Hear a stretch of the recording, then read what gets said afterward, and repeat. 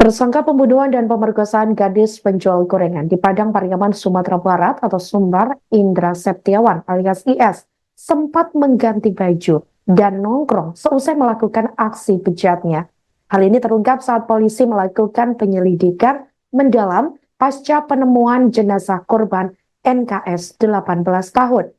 Setelah kejadian tragis pada Jumat 6 September 2024 lalu, pelaku kembali ke rumah untuk mengganti pakaian yang kotor dan basah akibat hujan. Ia kemudian kembali ke warung tempat terakhir bertemu dengan NKS. Sekitar pukul 23.00 waktu Indonesia Barat, tim gabungan dan keluarga segera melakukan pencarian untuk menemukan korban. NKS akhirnya ditemukan tewas dalam kondisi terkubur tanpa busana pada Minggu 9 September 2024 sore lalu. Sebelumnya diketahui NKS menjajakan gorengan di sekitaran tempat tinggalnya pada Jumat 6 September 2024 sekira pukul 16.00 waktu Indonesia Barat lalu. Kemudian sekira pukul 17.00 waktu Indonesia Barat lalu, 4 pemuda terlihat duduk di warung mengamati korban dari kejauhan. Kemudian 3 diantaranya mendekat untuk membeli gorengannya. Proses pembelian gorengan oleh keempat pemuda termasuk ada pelaku tersebut berlangsung hingga sekira pukul 17.10 waktu Indonesia Barat.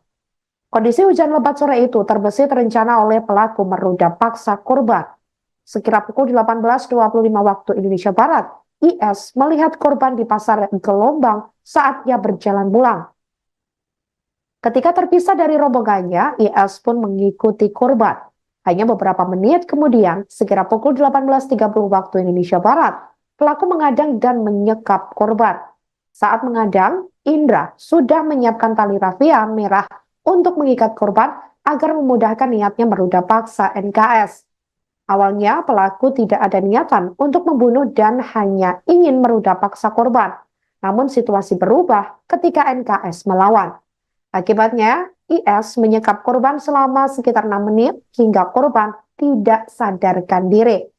Setelah korban disekap dan tidak sadarkan diri, pelaku meruda paksa NKS dan langsung menguburkannya dalam waktu yang singkat sekira sampai pukul 19.30 waktu Indonesia Barat.